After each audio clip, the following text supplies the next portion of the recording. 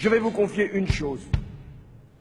Dans cette bataille qui s'engage, je vais vous dire qui est mon adversaire, mon véritable adversaire.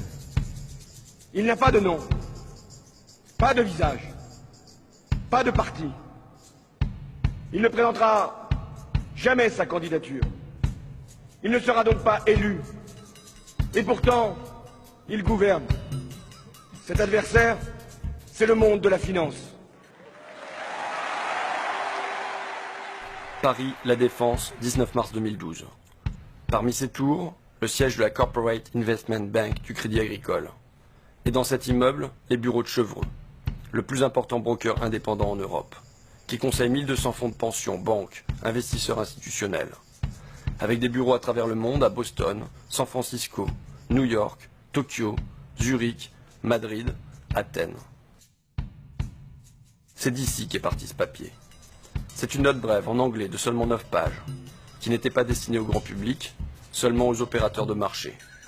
Mais quand on est tombé sur ce document, on a eu l'impression de découvrir le plan de bataille des financiers. Car eux préparent déjà la préélection. Et ils comptent bien en tirer une victoire, quel que soit le vainqueur, la fin du CDI. On a donc contacté l'auteur de ce texte, Nicolas Doisy, le chief économiste de Chevreux. Il a accepté de nous recevoir.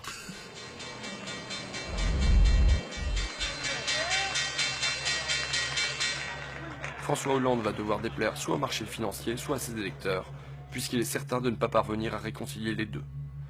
Déjà, on a des investisseurs anglo-saxons qui s'étonnent du faible détail qu'on puisse avoir, qu'on reçoit des candidats dans leur programme. En fait, les candidats n'ont pas de programme, pour le faire simple.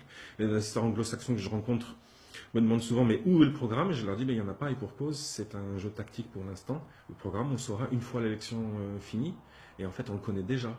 Il sera imposé par l'appartenance à la zone euro. C'est ça le point important. C'est que le conflit d'objectifs que va avoir François Hollande, c'est rester dans la zone euro versus satisfaire les demandes de son électorat naturel. Les deux ne sont plus compatibles maintenant, on le voit depuis la crise grecque. Il sait qu'il sera pris à terme à un moment entre la pression de ses électeurs et la pression des marchés.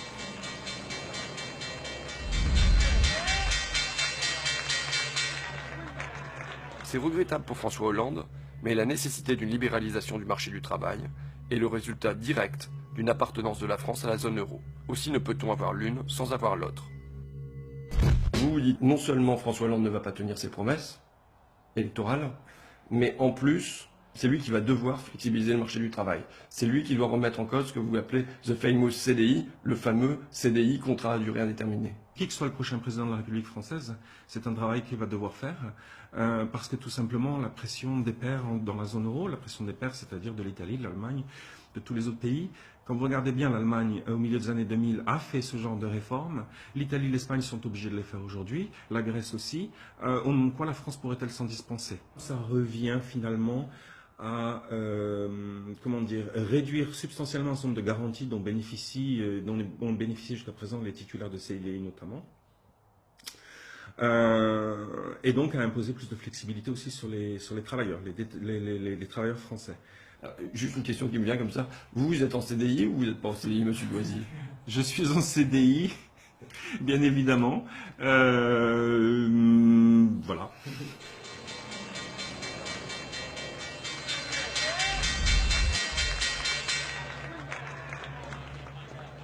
La demande de renégociation du traité serait alors utilisée pour tromper le public français en lui faisant accepter des réformes correctes, dont celle du marché du travail. François Hollande dit « Je vais demander la renégociation du dernier traité européen ». Vous écrivez ça. François Hollande il va avoir à naviguer à travers des forces dans la gauche, notamment à cause du référendum manqué de 2005. Et dans cette perspective, vous écrivez « Dans cette perspective, il serait politiquement intelligent que ses pairs de l'eurozone, donc ses partenaires allemands, belges, italiens, ainsi de suite, permettent à François Hollande de prétendre qu'il leur a arraché quelques concessions, même si c'est faux en réalité.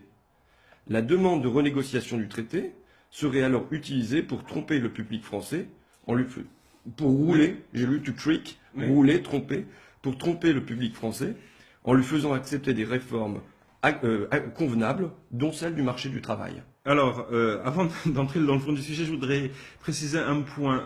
Les gens de marché s'expriment de façon très directe.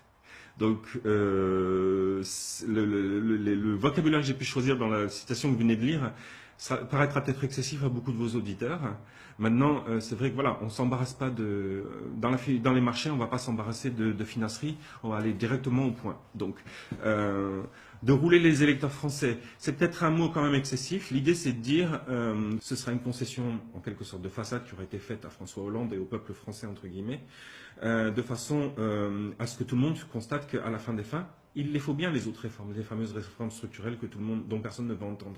Ce que vous dites, c'est, admettons, il y a un sommet à Bruxelles, François Hollande, il demande une partie sur la croissance, les autres Européens, ils vont faire comme si, ah bon, bah d'accord, allez, on t'accorde ça, ils rentrent ici en France en disant, regardez ce que j'ai obtenu, et du coup, il peut dire derrière, ben, en échange, nous, on va libéraliser notre marché du travail.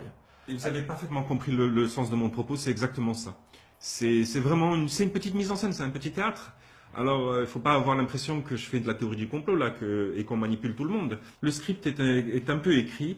Si on est malin, on ne s'écartera pas trop du script.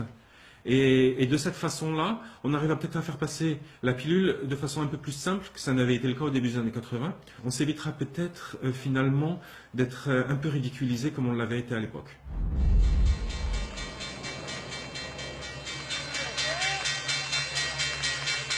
La pression des marchés devrait être une incitation suffisamment puissante pour que François Hollande évite de jouer à des jeux stupides. Maintenant, il y a un danger qui se présente, c'est la semaine qui vient de s'écouler, en particulier le week-end qui vient de s'écouler. On voit que Mélenchon est vraiment en phase ascendante. On a bien entendu ce week-end François Hollande qui dit « Oui, croyez-moi, ça va être du sérieux ma renégociation du traité ». Et bien sûr, il est bien obligé, parce que avant de gagner le deuxième tour, ceux qui ont connu 2002 savent qu'il faut gagner le premier. Et quand on voit la montée en puissance de Mélenchon, ce qu'on se dit tout simplement, c'est qu'à partir de maintenant, il va bien falloir que Hollande commence à donner quelques gages à sa gauche. Et c'est là que ça va devenir un peu plus compliqué pour lui. Parce que les marchés vont commencer à comprendre, vont commencer à le sentir. C'est ça que je veux dire, c'est que le marché ne laissera pas passer de toute façon.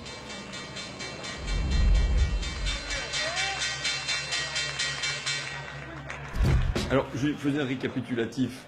Je disais, cas numéro 1, François Hollande est conciliant et il revient de lui-même sur ses maigres promesses de campagne. Il libère le marché du travail. Il en finit avec le CDI tel qu'on le connaît. Cas numéro 2, il lui faut une petite pression de ses partenaires européens, une petite concession qui lui serve de prétexte, et derrière, il libéralise le marché du travail. Cas numéro 3, le pire, mais pas le plus probable, vous nous dites, il refuse de se plier à ce programme, à cette injonction, et alors les marchés vont le punir, le rappeler sérieusement à l'ordre. C'est bien ça? Oui. Donc là, jusque-là, dans les trois cas, c'est toujours les marchés. Quand vous dites soit les électeurs, soit les marchés seront déçus, dans les trois cas, c'est toujours les électeurs qui seront déçus et les marchés qui gagnent. Oui, ben, regardez la Grèce, regardez l'Espagne, regardez l'Italie, regardez tout ce qui se passe en Europe depuis 2010. On a bien vu que de toute façon, à la fin, c'est le marché qui l'emporte. Je ne suis pas en train de dire que le marché a nécessairement raison, et, au sens moral du terme, mais en tout cas, il aura raison factuellement, puisqu'il s'imposera, ça c'est clair. Donc c'est de ce point de vue-là que je le dis, oui, en effet. Vous avez raison, les électeurs risquent d'être plus perdants que les marchés. Je ne sais pas où vous m'emmenez en fait. Je propose un quatrième cas. L'irruption du peuple sur la scène de l'histoire. Hier à Paris. La prise de la Bastille. Pardon ? La prise de la Bastille numéro 2. Hier à Paris, il y avait, bon, on va pas chipoter, 80 000, 90 000, 100 000, 120 000 manifestants à l'appel du Front de gauche. Si, comme en 1936, on avait une élection qui s'était suivie de mouvements de masse, de manifestations, de grèves. Qu'est-ce qui se passe? Qu'est-ce qui se passe en Europe? Ben là, je crois que c'est le gros coup d'angoisse. Hein. On va être très clair, c'est avec le gros coup d'angoisse, parce que si, quand les Grecs manifestent, on a déjà une Europe qui se sent sur le point d'exploser, je vous laisse imaginer pour la France.